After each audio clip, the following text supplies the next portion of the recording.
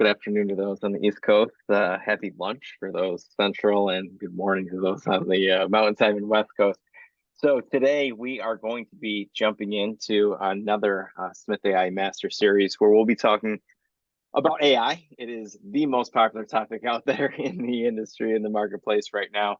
And we wanted to invite Justie to discuss specifically how lawyers could put AI to use for them, for their clients, and really become a more productive and a more profitable law firm. So I'm going to let her lead the way on this particular webinar, and she has a short slide deck, but I invite you, if you have any questions throughout this session, to just jump in either the Q&A section or the chat section. I'll be monitoring both of those, and we're going to let this conversation kind of flow a little bit naturally because there's a lot of new trending topics in the AI space. So if there's any directions that Justie and I take this, I'm sure it'll be educational and beneficial at the same time. So Justie, do a little intro for yourself. I know folks have probably seen you before because you've been on the Smith.ai Master Series before, but let's do a little recap and then we'll dive right in. Sure thing. Thanks for having me, Tom. I am obviously an attorney, but I also have been one of the early adopters of technology. We were one of the few law firms that was set up as a remote paperless virtual firm 5 years before COVID hit, right? So we were in a unique position to really capitalize on our existing systems when everybody else was trying to reel from working from home. So in that sense, that's kind of how I come at this. I am certainly not a computer programmer. I am not an app developer. I am not an AI expert. I just did this presentation for Denver Startup Week with a couple of other business attorneys. And it was hilarious because I'm the only one here who does criminal defense, right? Like I am not at all a business attorney or paving the way with these regulations, but I'm a user of technology. And I find that lawyers specifically are generally going to be a little more, how shall we say, conservative in their approach to using new technology, and AI scares the bejesus out of most lawyers. So I'm here to kind of just quash some of those fears and remind all the attorneys on this call too that we have an ethical obligation, especially I think even in Colorado, but most states throughout the US, we have an ethical obligation to stay apprised of new technology and learn new technology, learn how to mitigate the risks of new technology. And as lawyers, we should be aware that our clients, our associates, everybody else is already using this technology. So we should either use it and figure out how to make it better or get left behind. That's kind of my approach. But yeah, that's a little bit about why I'm here. And yeah, I do criminal defense in Colorado, if you can imagine that. I also do consulting for other lawyers and business owners. So that's the second consulting company. All right, let's see if I can get the slide deck to actually move. Just one at a time. There we go. All right. And Justie, you built this using an AI tool, right? Let's did. Give that a point. Yeah, I did. So as we're going through this, I used gamma.app to basically take a prompt. I wrote like a 3-sentence thing. I'm presenting to lawyers. I want to learn about AI and how we can use it better and use it ethically. And in approximately 30 seconds, I had this entire slide deck. So for stuff like that, it's very useful and it's very fast.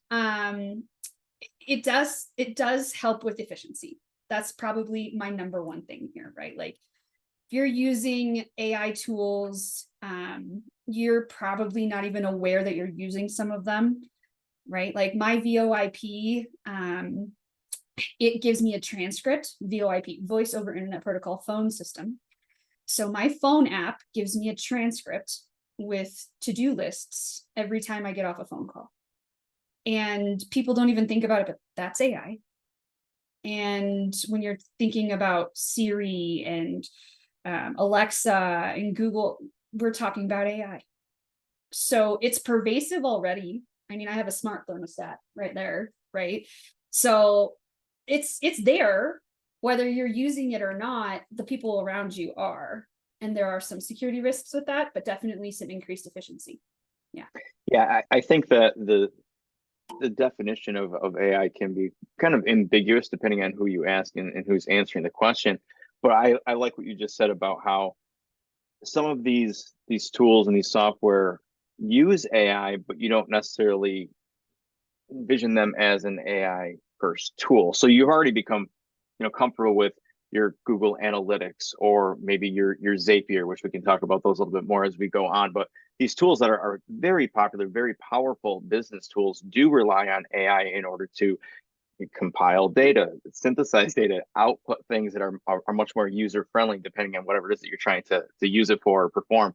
So AI is really ubiquitous with the way that we already do work. It's really just recognizing how we're using AI and really introducing some of the new tools that we might not be familiar with or comfortable with just yet. Of course. Yep, exactly. I think Dropbox just pushed out an update. When I'm on Dropbox in my browser reviewing badge camera, I now get a transcript. And I'm like, that was a whole different program to try and get a transcript of badge camera, right? It saves so much time. I ran into an issue right before this call where it was like, the video is too long to transcribe. We're limited to 105 minutes. And I was like, damn it, Dropbox. Like there are some limits to AI efficiency. I'm gonna have to split this into 3 different videos. But it does improve some accuracy, right? Like, so for example, I'm reviewing that badge camera. It's 105 minutes, you guys. 90 of those minutes are the officer's driving. The mic is on mute. I'm really looking for statements my client made or stuff like that. I don't really need to see the rest of the dead air. So in that sense, I can make really, really great improved accuracy in reviewing my everyday stuff, right? One thing I will say is analyzing medical records, analyzing large amounts of confidential information. I don't know if I would trust AI to do that yet. There are a number of programs that you can upload for document review and crunching that data. To the extent that anybody is using those tools, beware the privacy concerns that you have. You want to be using the enterprise version of whatever program that you're using to do that data compilation, just simply because you don't want anything you upload to be then fodder for the entire internet, because once it's on the internet, it will stay on the internet. Right, and there was one of the famous cases with Amazon when ChatGPT came out. Is there was coders, I think, that worked at Amazon that was asking ChatGPT to write the code, and then that proprietary code was then available to others. So really good point there with making sure that you have the right license with some of these tools, or you have that open API. Where obviously shouldn't get too technical into this, but that you're making that data your own, that you're owning that data in using the tools rather than it just going out into the cloud, onto the web, and being available for others to see, use, and take advantage of. Yeah, and that's exactly what we're talking about, right? Like Sarah Silverman has sued now because the content of her materials are being used in this context, right?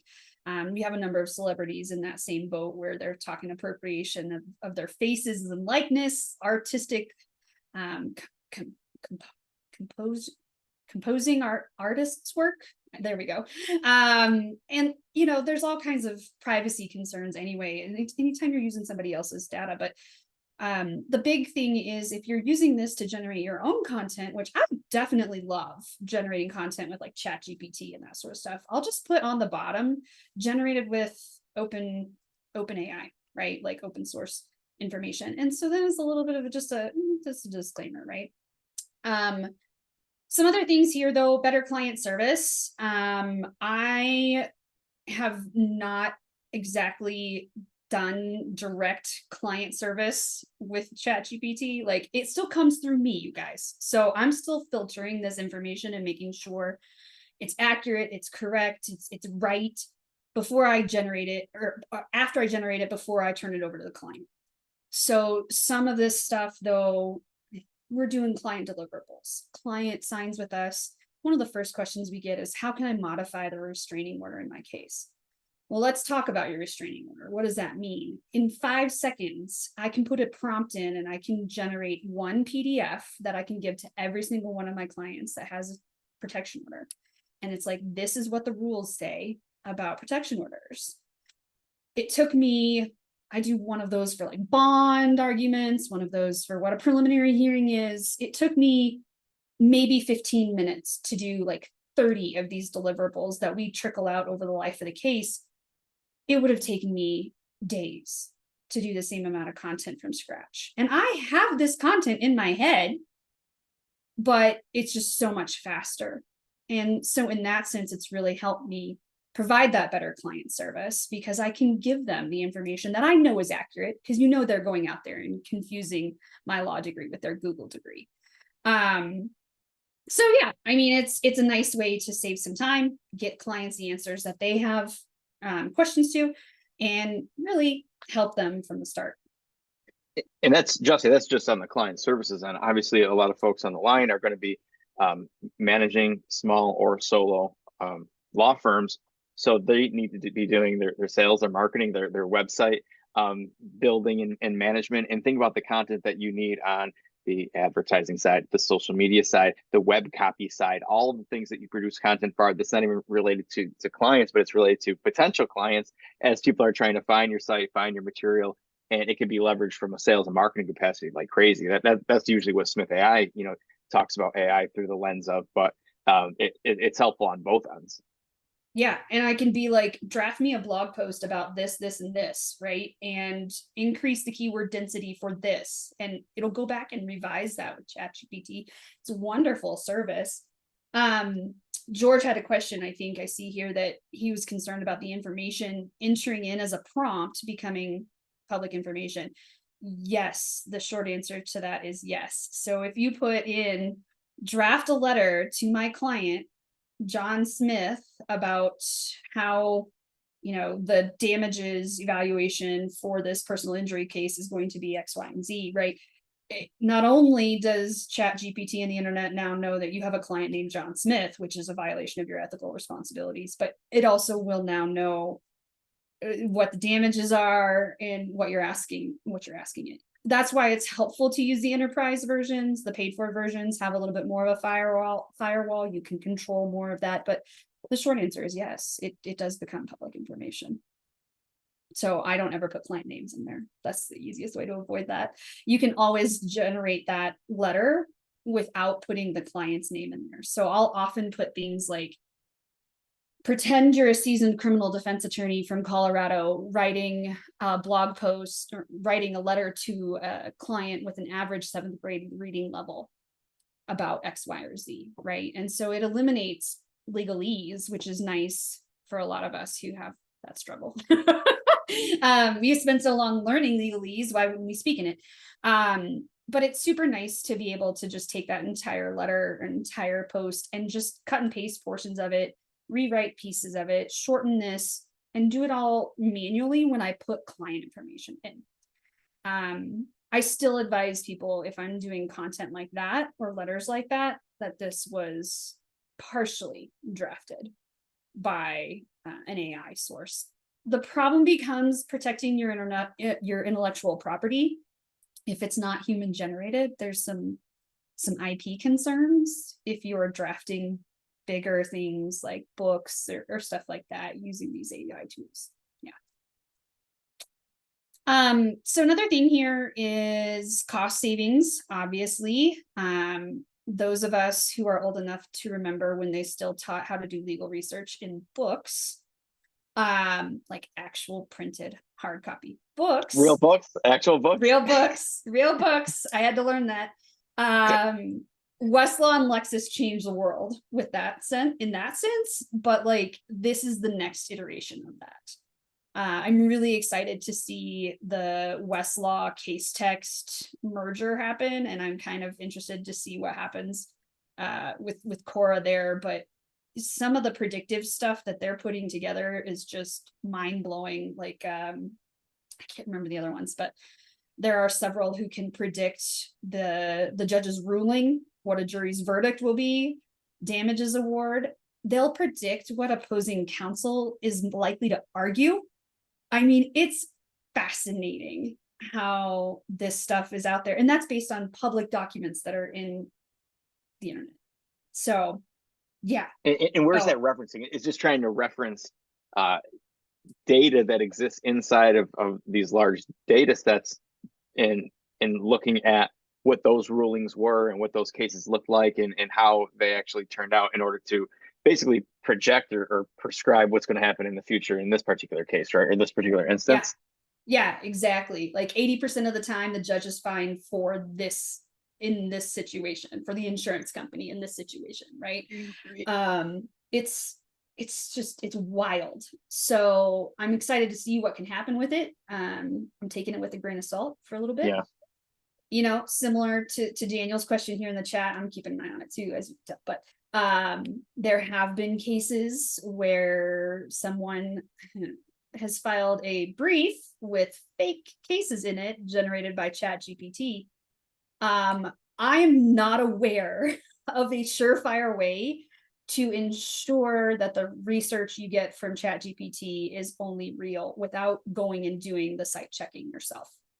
So I would caution you that yes, ChatGPT will create its own fake research. And then if you ask for the sources for that research, it will double down and give you more fake cases. That has happened and it has been filed in court.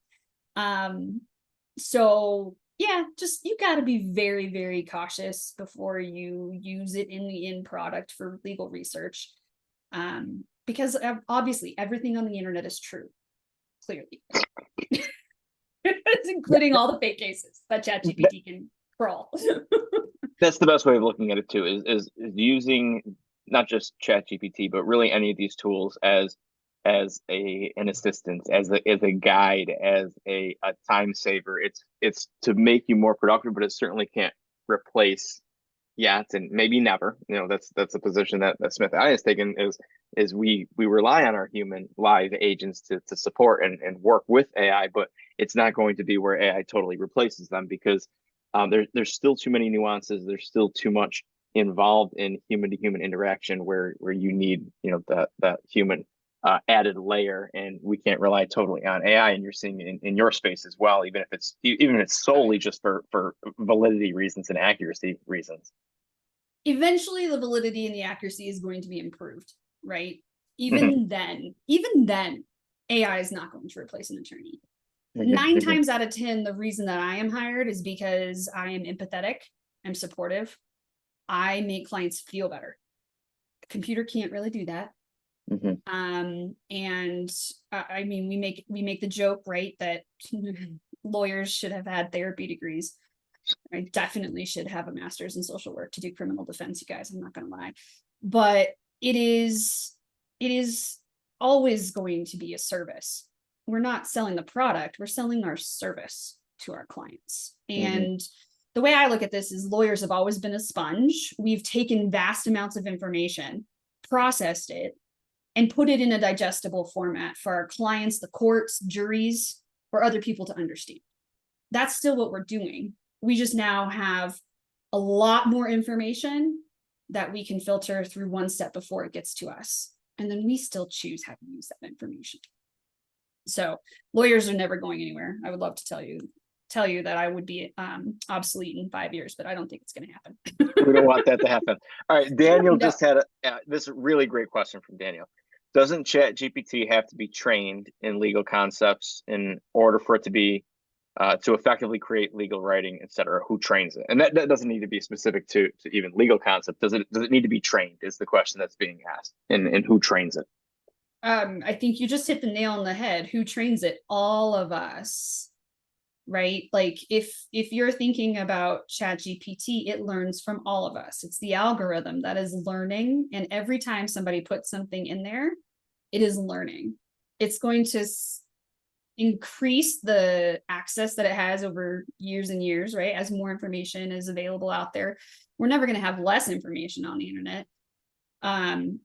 It's just going to learn over time, and then it's going to basically use us as the product, right? Like we are training it. It's just like with the reCAPTCHA.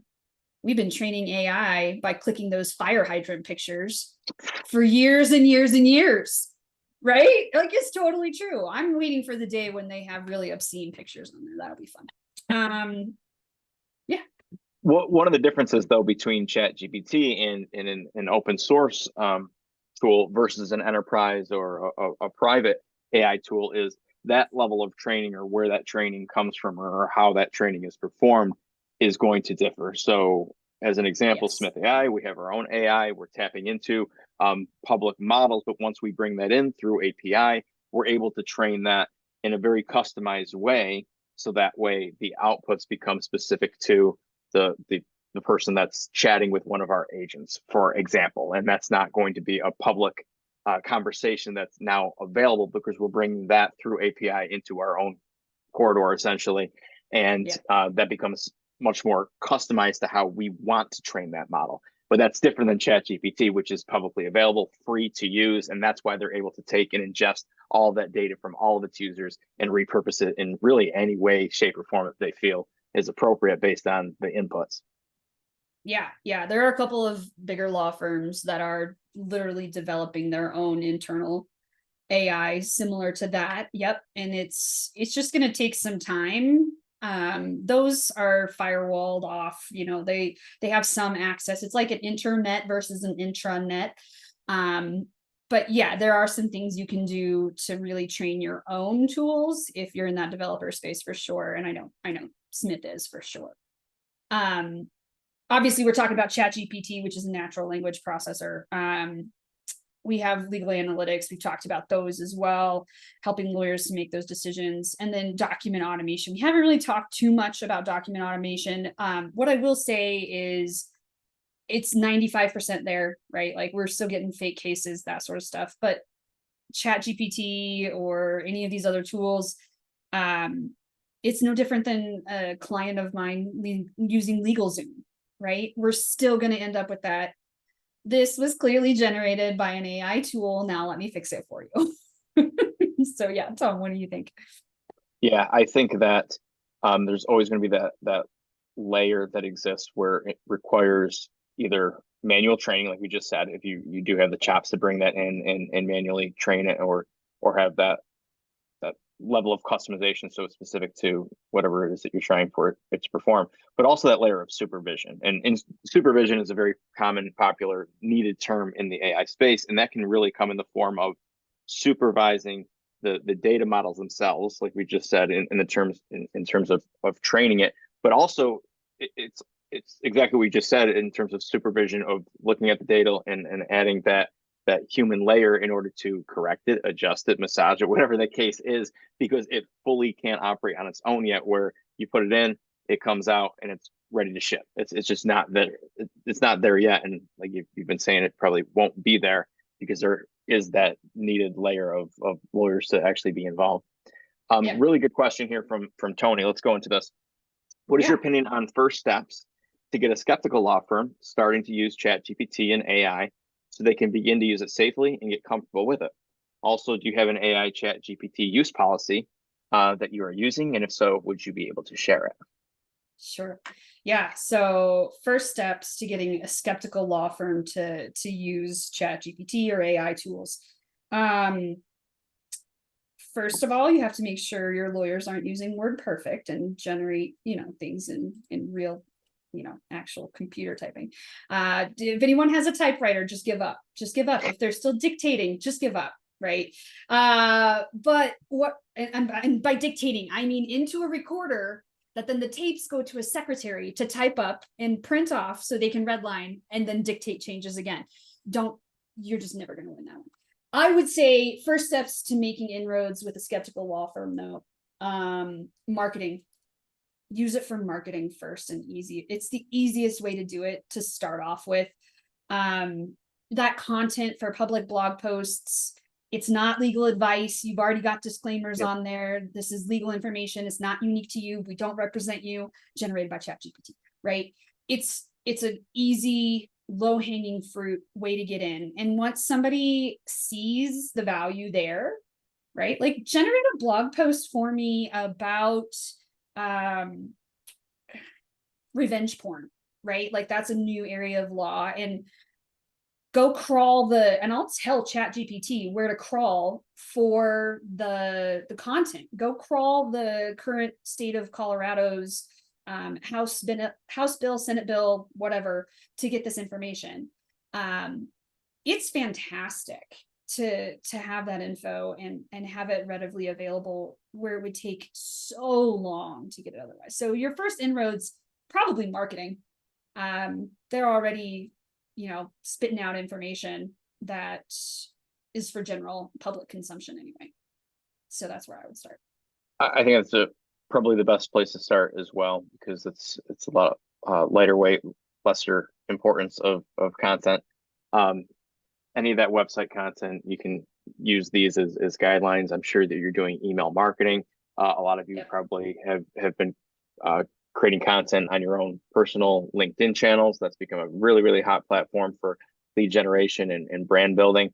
And I know a lot of people, they use talk to text AI tools. They'll say what they want the post to be, then they'll run it through another AI tool to massage it and to make it into a much more user-friendly, social-friendly type of post, and then that's what they end up posting. There's tools out there to record meetings and transcribe those meetings and organize those notes and be able to take an hour and a half long meeting and synthesize it into just a few sentences. So there's a lot of different AI tools. I know we're spending a lot of time talking about ChatGPT, but there's a lot of AI tools that can be used just in regular day-to-day business and day-to-day marketing that can really add up a 30 minutes saved here, an hour saved here, and it can add many hours back into your day. And that's not even on the legal side. So definitely a good place to start, so you can get familiar with what's out there, how these tools can be used, and then you can hopefully make some inroads with other leadership at your company and maybe push it more towards the actual legal side once they get comfortable using it.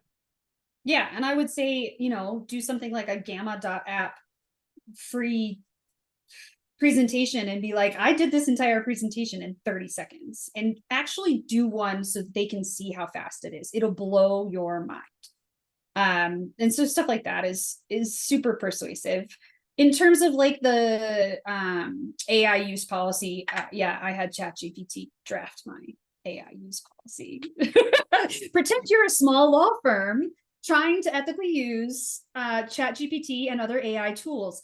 Draft an AI use policy that ensures effective supervision and validation, and also confidentiality concerns, and tweak that. And I have a pretty good one, actually, straight out of ChatGPT. It turned out really great. My entire firm was like, this works great for us. This is all we need. So I'm happy to share that. But that's just an example, right? Like as we are expanding our firm, I'm constantly drafting new employer side tools. So generate a checklist about how to open a file, right? And then you can start putting in things that you would use. So that employer handbook, that is super fun to draft with ChatGPT too.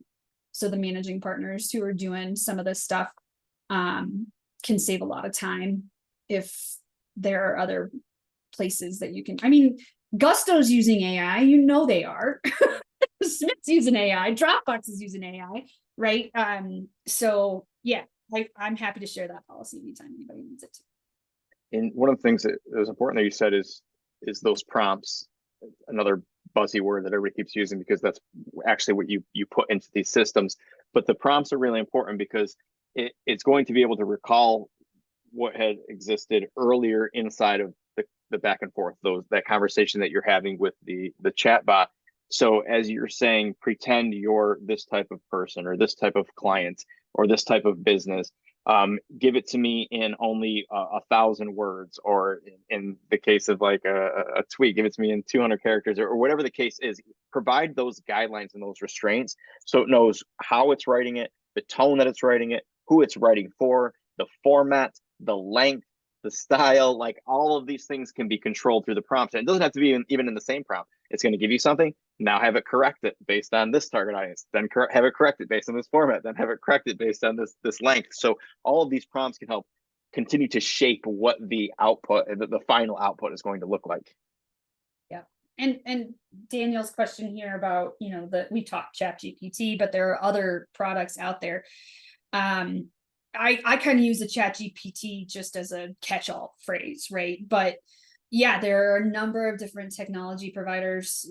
that have this kind of technology for sale, determining which ones to buy or try. I think you need to figure out what their privacy policies are, what their contracts actually say, how good their insurance is. I will say, right, like some of the problems that you have is the problems are based on, if I take this chat GPT or AI generated content and make money from it, and then I get sued, am I responsible for that? Or is the program responsible for that? Where does the IP lie? Who owns this product, right? And these are things that are still, I don't think we've got answers to that. They're going to be litigated for the next 5 to 10 years, and legal is so far behind in terms of like getting those court of appeals decisions, Supreme Court stuff to trickle down. Like, we're just going to have to wait and see, because we really don't know. All I can say is, if you're using these kinds of online tools, get good cyber insurance yourself for any inadvertent breach, that sort of thing. But also be reading those contracts a little more carefully. And when you're trying to like select a product, compare and contrast the contracts that they're asking you to sign and who owns what is spit out and what is put in. Yeah, and as far as what options should you be looking for, those are definitely some good things to be taken into consideration when you're looking for the tools. But as far as finding them, I would start with Google searches, proprietary or customizable chatbot, or customizable meeting notation, or meeting transcription tool. There's a plethora of options available, and that's when, once you narrow down your shortlist, if it's able to perform the work that you're looking for it to perform, then start checking the privacy policies and what their insurance policies might look like, and the things that would, at the end of the day, that you need to have in place before you actually start adopting it and using it. But just as an example, like a competitor of the open source chat GPT is a tool called Jasper AI, which actually has predated chat GPT. That one's been around for a few years. That's proprietary, it's paid, and that outputs writing for you, depending on whatever it is that you want to be writing. If it's a copy, if it's advertising, if it's social media. And I use that at the agency that I had come from before here, and it was a real good shortcut for content writing, and that was years before chat GPT.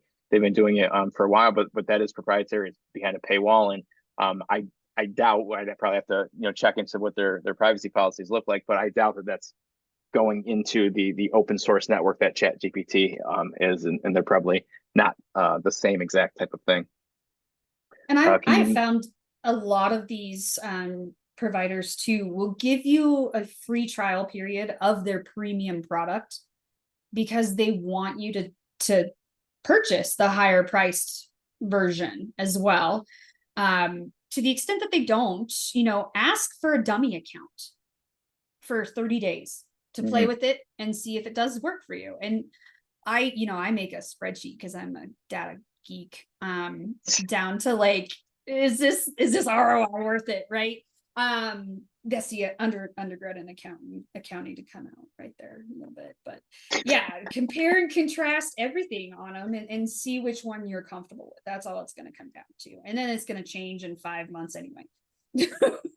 So it really they merge will. And yeah, ChatGPT has already gone through several changes, even just in the past 6 months, and I just read on their blog just from a few days ago that they're developing, I think it's in beta right now, well, you'll be able to upload images and ask it to take action based on whatever that image is. Like, here's an example of a phone. Go find me where I can find this phone on sale. Like, whatever the case is, it's gonna be able to analyze that like Google Lens and be able to take action. Right now, you can't upload images into ChatGPT, which is why it's very different, and it's going to actually be able to accept voice prompts as well, which also is not being done in the current state of ChatGPT. So a lot of advancements are certainly coming down the pike. Yeah, in terms of formatting, I haven't seen a simple way, Daniel, for like the formatting to come in and out the same way. I'm using it mostly for plain text. Like, I'll be honest, it's a cut and paste kind of thing. For my purposes. Tom, what do you think? I've used it for numbered systems, like give me 20 of examples of an email subject line. I've said make sure to take these SEO titles for my product pages and make sure that they're only 55 characters long. So I put limits based on that. That's what I mean when I'm talking formatting Yeah. is really marketing formatting, but I'm sure it can do some other things too. And maybe not even in Chat GPT. If you identify another tool that's a little more sophisticated in terms of customization, you might be able to do some more formats outside of just text based. Yeah, you can definitely use AI to generate works of art. I think one of the attorneys that I was co-presenting with, she said her son's a big soccer fan, and he put like Lionel Messi riding a shark into the sunset, right? And it like generated it. And now he wants to get prints and everything. And I'm like, just as long as he doesn't sell them, right? But even then, it can do graphics as well. But it is certainly, I don't know of anybody yet that can make this look like this. It's coming. But I think that is on the frontier. Yeah, that's probably the next big development. We'll be able to take it and put it into a format that's. I think the example that you just gave is kind of what's creating a little bit of a misconception as to what it can actually perform, because there's so many use cases of it being like funny or comedy or entertainment purposes, and all of these more formats and file types that exist more on our personal in our personal lives. But those same concepts and the way that the tool works can certainly be applied, in a very similar way on the business side. Yep. Yeah. So I mean, in terms of ethics, just you got to be transparent about your use of AI. You got to be aware about your data security, not connecting things with single source sign-on, like right, that don't talk well together. I'm super concerned. I just did a whole presentation for the local bar, and that's a whole different talk about IT security and technology. And I'm like two-factor authentication everywhere, Google Authenticator, right? Like you see all the breaches that continue to go on, and lawyers continue to get hacked. And so there are some things that we should be aware of. Like I said, at least cybersecurity, passwords on all your devices. Make sure that you're training your team about technology security specifically. I don't even think that's an AI issue. I think that's just, I lost my phone. How can my employer wipe it so that none of my client data is available to Joe Schmo at the local coffee shop who picks it up? Right. There's some security concerns. That's why it's at the top here. That we always have.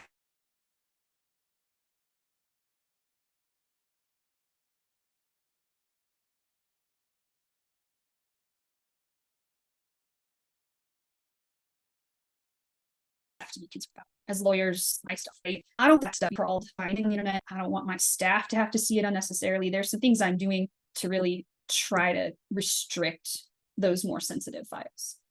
And I'm sorry if I froze. I think my internet just told me I was unstable. You were unstable for a couple seconds. It was like kind of like a remix. Yeah. The big thing too is like AI is not unbiased. There's some facial generation things, facial recognition things that are obviously going to be a problem for people of different races. What I can tell you too is that during, I think it was it was during COVID. One of the uses of AI, and this is a comical one, right? But it was a soccer game where entire stadium's empty, the teams are playing, and they're using AI for the camera, and they've trained the AI with the camera use to follow the ball. Well, the problem was one of the referees was bald, and it did not follow the ball. 90 minutes that camera was trained on that referee's head. I mean, baldness is probably not a protected class, right? Like, thank God. But also, you've got to be really careful on how you're using it, and the way people look and discriminating. It's not okay. And AI doesn't understand the moral compass that most of us have. Justie, if it's your tool, if it's proprietary, if you've taken ChatGPT and injected into a proprietary software, and it's discriminating based on certain protected classes, does that fall on you as the business owner that owns that software? I mean, My employment attorney that I have on staff would say yes if she was representing the employee. She would say no if she was representing the employer. So it depends. I don't know. Okay. It depends. Yeah, it depends on how egregious, if there are oversight, protocols in place to kind of combat that. I mean, we saw it with folks who were being dinged during the bar exam when they had to do virtual bar exams. People were having a hard time with the facial recognition and were being dinged because the background wasn't the right color. If there's green screens, like your background right now is green, I don't know if it would have made a difference for some of that stuff, right? And the bar was like kicking applicants out and saying they cheated. And they're like, if you actually review the video, I never left, but the facial recognition says that I got up and walked away and came back, right? Like that's Interesting. Yeah, very interesting. So there's some problems there for sure, and we need to be aware of them and do everything humanly possible to combat them. Yeah, so we've talked obviously about client communication, document review, and legal research. The thing about client communication, I use Smith.ai for my chatbot, and I absolutely love it because I think the recent Clio case of the industry, status of the industry Clio report was like 82% of consumers prefer to use a chat on somebody's website, but only like 17% of lawyers actually have chat on their website. I can't tell you, I get at least a client a week who is chatting with either the bot or Smith's live agent. I have some basic information that the bot can do, and then it kicks over, I think, to the live agent. But chatbots are fantastic, and they help with client intake for us. I need to probably do some better FAQs in there and revise it, but it's better to have it than not have anything at all. The problem that I run into again is my clients don't understand that that's not confidential, so they're spilling their entire story to a chatbot. And I'm like, okay, Smith, what are your guys' privacy policies for your chatbot? It's a good plug for us though, because obviously the stats show that this is how consumers and clients want to be communicating. To not have live chat on your website in 2023 it's egregious, right? And that's why there's so many chat options out there that we compete with, but we feel like we're superior because of that live agent that we have available to kick over at any moment in time. And our AI is working a lot in the background. It's blocking spam from coming through. It's able to support and assist our agents to be able to provide the right answers to the client. Once we have that information, we can bring that into their profile. So it's doing a lot in the background. But yeah, that live human element, once again, to kind of bring this full circle with how we began this, it really makes a big difference in helping the clients at the end of the day have a better experience. So that way it's not solely relying on what AI is able to do and accepting what its limitations are. Right. Yeah. And I think that's a prime example of something that you guys do well. For another shameless plug here, right? The experience that you have chatting with somebody like, oh God, Comcast used to be the worst. Comcast had such a bad customer experience rep. Time Warner too. Yeah. And it was like, I remember chatting with some of these folks on their website, and I'd be like, hello, right? And I get the full transcripts of when clients chat with Smith, and most of the time it's the Smith operator being like, are you still with me? It's a little bit different. It's like the coin is flipped. And I think it does make for a much better user experience to have an actual person on there too. And same thing on the call side too. I was just on the phone with my bank this morning, and it was just an old school traditional IVR. It's like press number 1 if you want this, and it took me so long to get to an actual human and make sure it was the right department that I was speaking to. I needed to make an adjustment on my mortgage. And I was just thinking, because I've been writing so much about, I've been at Smith.ai now for a year, so I've been, writing so much about our tools and our product. I was like, it's crazy how long I just waited on the phone to get to somebody that could actually help me. And this is the way that the majority of companies are still operating. If you're investing in the AI tools, which is why we're doing this webinar. If you're investing in the AI tools, you're actually, getting ahead of the curve, and you're not falling behind, like we said in the very beginning of this, because there's so many that are lagging behind, and clients and customers just simply will not choose you at some point, because they're able to get what they want faster and more efficiently with your competitors. Yeah. Yeah. And I think, I mean, to the extent that lawyers are usually several years behind technology, banking might even be further behind.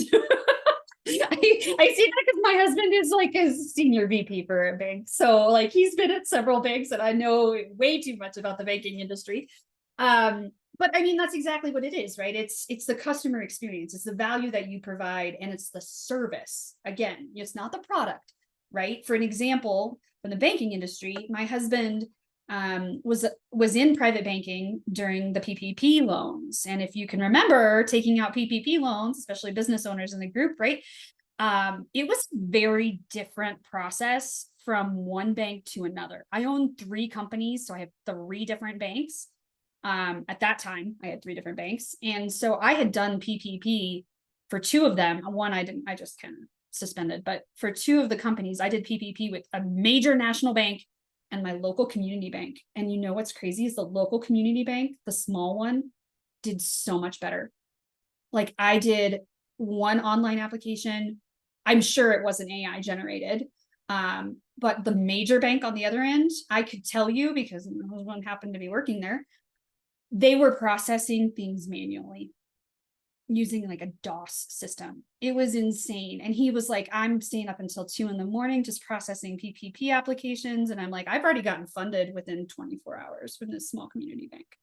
Just the different technology that they could roll out with the smaller bank versus the bigger one. I think technology might be a level playing field when it comes to small, nimble companies versus like big law with huge 110%, 110%. What I think we've seen from folks over the past few years is they think some of these AI tools or concepts are only for the big boys. That's only for Google. That's only for Apple. I can't deploy that at my firm that only employs 15 people. But that's not true, because there's obviously different pricing tiers. Obviously, the Googles of the world, have deeper pockets and bigger investments that they can make in it. But there's definitely pricing structures that are going to be appropriate based on the level of your business and how many prompts you're using, or how large your file sizes are. Like you said for that recording that was too big for Dropbox. And there's tools that are meant for SMBs that are priced appropriately and are meant to cater to the small business owner that only needs to do a few things and not millions of users like Google and Amazon and Apple. So definitely don't count it out. I mean, there's tools out there that are meant for you. Yeah. And I mean, the easiest one, we already talked about this, but content generation. I can't emphasize enough how much time this saves me. And it replaces like an entire marketing division for our firm. Like it really does. Blogs, social media, websites, long form SEO content, right? Like it is. And even the client deliverables, right? It's not even attracting current clients. It's servicing my existing clients, getting them the information that they have a question on quickly, and like accurate. I'm not going to lie. So we've talked a little bit about all this stuff, right? Like choose the right tool, train your employees effectively, monitor the use, and then evaluate the ROI.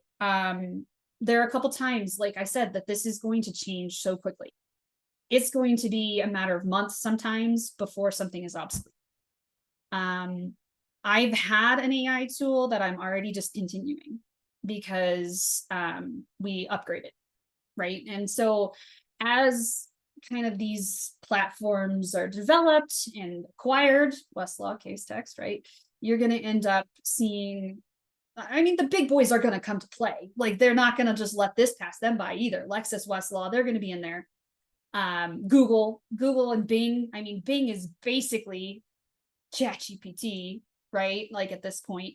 But I think the hard part is recognizing as a business owner and an attorney, my clients are using this already. Sometimes it's simple as tell me if I need an attorney to do X, Y, or Z, right? My associates are using this, my law clerks are using this.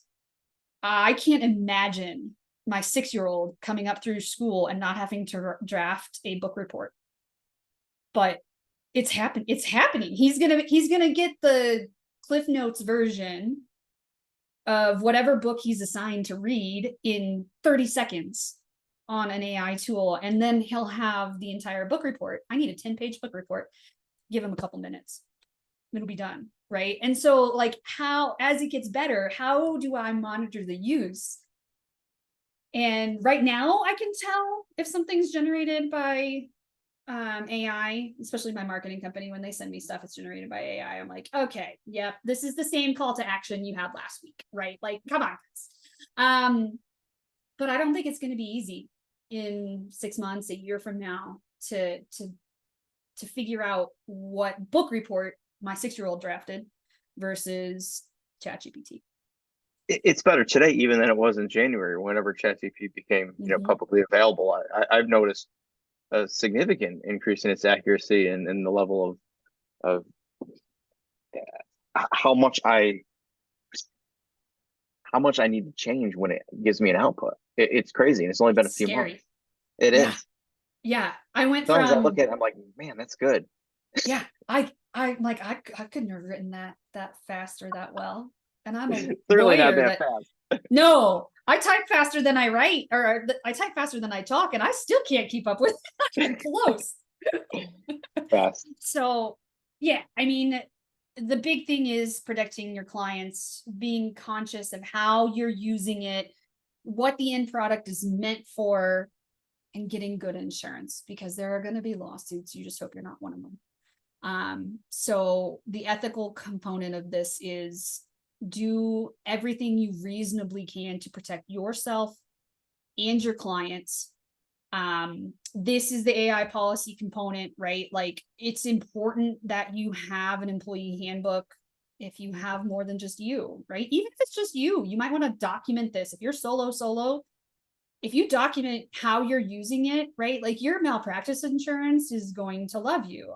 Lawyers are, I'm a queen of CYA, right? So, it doesn't hurt to just start thinking about it now. It can help make sure everybody is on the same page. You can make your employees sign off on it, but protecting client confidentiality and trade secrets is coding for Amazon, right? Like, that's now part of the public domain, and they can't claw it back. That should be the one takeaway. That should be the big takeaway here today, is begin playing with this tool, using it, getting comfortable with it, but don't put anything confidential in there. That's the big takeaway. Yep. And just and be aware, like, you're not going to be able to stop it entirely. It's everywhere. It's pervasive, right? Like, I listen to recordings in my car. I'll stop the recording and I'll tell Siri, remind me to look at this when I get back to the office. Or I'll take my dog for a walk, and I'm writing a book right now about leadership and in my consulting company, and I've got all my ideas here. I'll take one of these, put it in my pocket, and I'll take Siri on my headset, and I will dictate my book content. And then I'll come back and I'll have AI transcribe it and fill in the gaps. Put a transition. I heard that's one of the most productive ways to use AI that still a lot of people are not taking advantage of, is that text to speech, where a lot of people are, talk faster than they can type, and also that those free flowing thoughts that would be a lot more difficult when you're sitting in front of a blank screen. You're like, what do I write? And as you just talk, and then you can ask it to clean it up after. It's one of the most productive ways to use AI is those text to type tools. And even if you're not generating content with it, even if you're not generating the content is all yours. It's all human driven for IP purposes, right? They haven't decided how much of the percentage it has to be human drafted to qualify for IP protections. Is it 10%? Is it 75% human generated? What if I proofread it with ChatGPT? Show me grammatical errors, Grammarly, right? Is that going to mess with my copyright? We don't know yet. So those laws are evolving, but you're not going to be able to stop it entirely, right? And just know, right, like, as you're using remind me when I get home to take the trash out. You're using AI. And it's scary, but also fascinating. Mm-hmm. And to the extent that you can put something in writing to protect yourself later on, you should do that. Right. So, with that, obviously, I think it's a competitive advantage. I'm a big proponent of using tech, and AI is no different than anything else I'm using. In fact, most of the programs and apps that I am using are now adopting AI. They're rolling it out, and I don't really think there's a way to opt out, right? Like, I don't know how to turn off the transcripts on my Dropbox badge camera videos. I'm sure there's probably a setting somewhere, but I haven't found it yet. And frankly, I don't want to. So to the extent that I can protect my clients and use this service to do better value for them, I'm going to do that. And I let my clients know I'm using these things. I put it in my engagement letters. This is the incomplete list, but probably the top 10 most common tools that I use: Dropbox, Zapier, right? Like Box and Clio and Smith.ai, right? Like, the clients know they're out there, and the clients are comfortable using it. In 15 years, I've asked, if you have a problem with any of these programs, you need to opt out in writing. Do you know how many times somebody's opted out? 0. Yep. Nobody ever has. They want to pay less for the same or better legal advice. And if you can use AI to do that, I've found that that's exactly what they want. And the argument can be made very strongly that it's going to allow you to provide better client services and better advice for your clients, because you're freeing up so much time that would go towards administrative duties. Just like, that's the bread and butter of Smith.ai, is we always say we're freeing you up to spend more time with your clients and spend more time on sales. If it's other types of SMBs, AI is doing the same. Other types of AI are doing the same thing, because if it's taking you an hour to perform a test that you used to spend 4, what are you spending that extra 3 hours on? Either with your family or with your clients, both of which are good. Better than transcribing notes by hand. A couple of years ago, my partner went out on maternity leave, and I was handling 110 criminal cases. And some of the other attorneys that I was dealing with are like, "How?" And I'm like, I don't know, but technology makes it so that if I come to court and have to wait for 2 hours for my case to be called, I'm working while I'm here. Mm-hmm. I had another defense attorney, and this is a prime example. I'll leave you with this, but I had another defense attorney that was sitting next to me as we were waiting 2 hours for our cases to be called. And he looks over at me, and he sees me texting with Smith.